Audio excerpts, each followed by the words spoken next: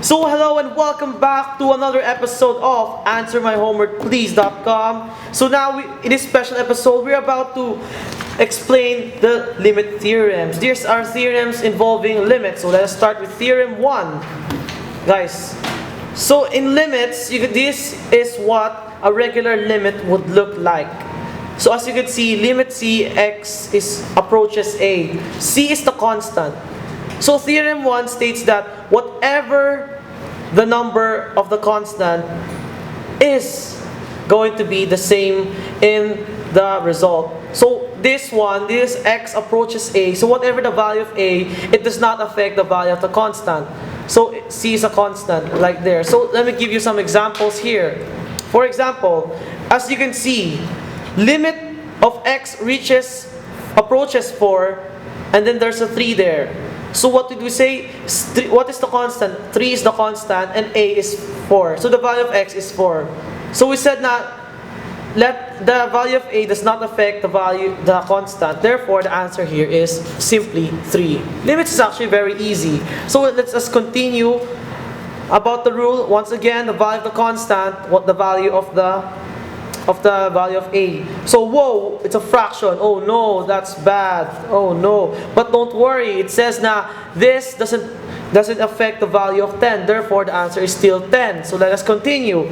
So always keep in mind the theorem 1, it does not affect the value of 10. So continuing on our last and number 3, as you can see, limit of 65, x approaches 0.04.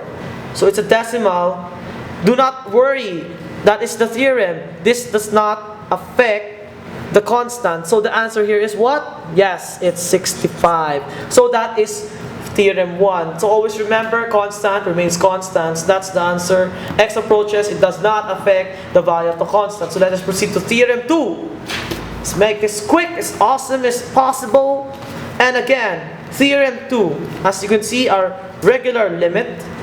So in this theorem 2, these are rules if there is an exponent, the value of n, exponent. So the value of the constant, or this one, the number here, if there is an exponent, the rule here states that whatever the exponent here will be the exponent of the value of x.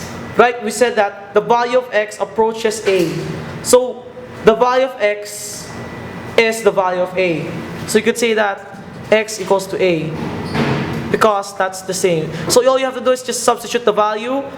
A is to x, therefore x, and then the exponent. If there's an exponent, you just copy the exponent. It is all for positive numbers. Let's have an example.